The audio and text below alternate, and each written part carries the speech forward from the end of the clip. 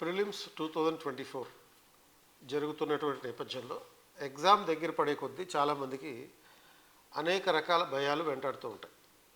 అంటే ఎగ్జామ్ భయం, ఈ ఫియర్, యాంగ్జైటీ, నర్వస్నెస్, అలాగే రెస్ట్లెస్నెస్, స్లీప్లెస్నెస్, ఇటువంటి సమస్యలన్నీ ఎదురవుతూ ఉంటాయి. ఈ ఎగ్జామ్ భయం ఎందుకు ఉంటుంది? ఎందుకంటే సరిగ్గా చదవకపోవడం వల్ల ఉండొచ్చు, లేకపోతే ప్రాక్టీస్ చేయకపోవడం వల్ల ఉండొచ్చు, రివిజన్ చేయకపోవడం వల్ల ఉండొచ్చు, లేకపోతే గత అనుభవం కారణంగా ఉండొచ్చు, ప్రీవియస్ ఎగ్జామ్ ఎక్స్పీరియన్స్. అలాగే ఫెయిల్ అవుతామేమో అనేటటువంటి అనుమానం వల్ల ఉండొచ్చు.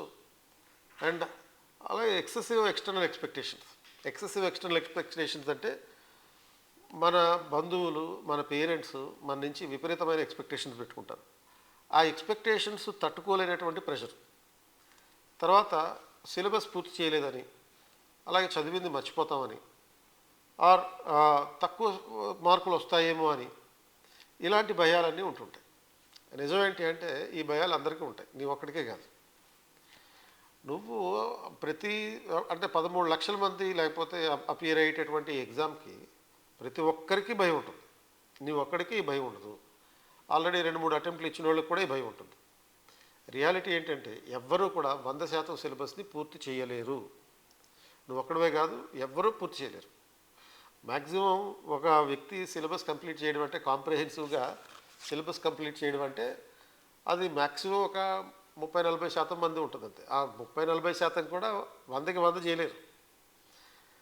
అండ్ కాబట్టి ఈ ఫియర్ ఆఫ్ లూజింగ్ అనేటటువంటిది ఉంటుంది. అంటే ఇది ఎక్కడి నుంచి వస్తుందంటే, జాగ్రఫీ కంప్లీట్ చేయలేదనో, ఆర్ హిస్టరీ కంప్లీట్ చేయలేదనో, ఆర్ రివిజన్ చేయలేదనో, ఆర్ టెస్టులు రాయలేదు, అన్ని రకాల టెస్టులు రాయలేదనో, ఆర్ లేకపోతే నేను ఒకే ఇన్స్టిట్యూట్కి సంబంధించిన టెస్టులు రాశాను, ఇంకో ఇన్స్టిట్యూట్ పెట్టే టెస్టులు రాయలేకపోయాను, అండ్ నేను రాసే టెస్టుల్లో వేరే ఇన్స్టిట్యూట్లు ఇచ్చేటటువంటి క్వశ్చన్స్ లేవని, ఇలాంటి రకరకాల పరిస్థితుల్లో భయాలు ఉంటుంటాయి. సో ఈ భయాల నేపథ్యంలో ప్రతి ఒక్కరికి భయాలు ఉంటాయనేది మాత్రం నిజం. అండ్ ఫర్గెటింగ్ అనేది అంటే చాలామందికి చదివింది మర్చిపోతాం అనుకుంటాం, బట్ ఎగ్జామ్లో కరెక్ట్గానే గుర్తొస్తుంది. అంటే ఈ మర్చిపోవడం అనేది ఒక ఫీలింగ్ మాత్రమే, అది నిజం కాదు. ఎందుకంటే మనం చదివిన ప్రతి విషయం కూడా అది నీకు ఇంపార్టెంట్ అనిపించినప్పుడు నీ మస్తిష్కంలో అది సంక్షిప్తమై ఉంటుంది. అది ఎక్కడికి పోదు. ఎగ్జామ్ టైంలో ఆ వైబ్రేషన్కి నువ్వు ఏదైతే చదివి ఉంటావో అవి మళ్ళీ గుర్తొస్తాయి. అండ్ అలాగే చాలామంది టెస్టులు రాసినప్పుడు తక్కువ మార్కులు వస్తున్నాయి అంటారు. ఎందుకంటే అవి చాలా టఫ్గా ఉంటాయి, ఇన్స్టిట్యూట్స్ పెట్టే టెస్టులు.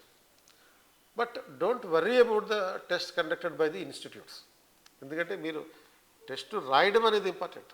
ఇన్స్టిట్యూట్లో పెట్టే టెస్ట్ అంటే ఆ రియల్ టైం ఎగ్జామినేషన్ ఫీలింగ్ కోసం టెస్ట్ రాయాలి. బట్ ఆ టెస్టుల్లో నీకు తక్కువ మార్కులు వస్తున్నాయి అనేది నీ భయపడాల్సిన అవసరం లేదు. ఎందుకంటే కావాలని ఇన్స్టిట్యూట్స్ టెస్టులు గట్టిగా పెడతారు, అంటే టఫ్గా పెడతారు.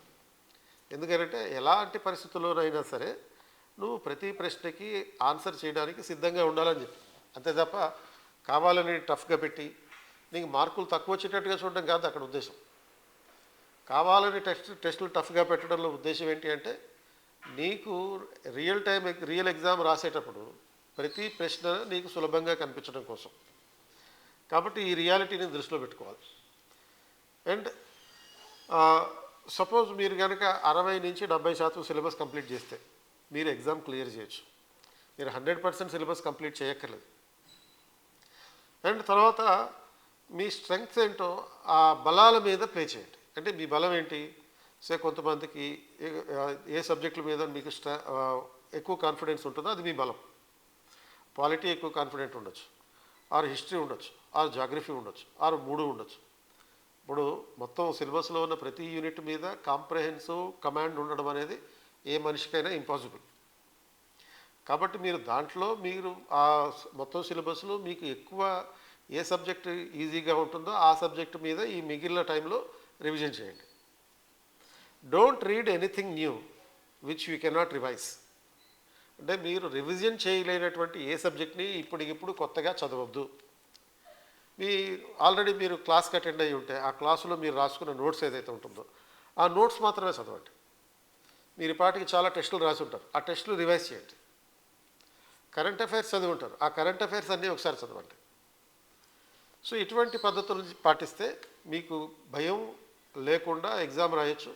భయం ఉండడం అనేది మంచిదే, తప్పులేదు దాంట్లో. కానీ ఆ భయాన్నే భయపెట్టాలి. ఆ భయాన్నే భయపెట్టాలంటే ఇప్పుడు చెప్పినటువంటి పద్ధతులన్నింటినీ పాటించాలి.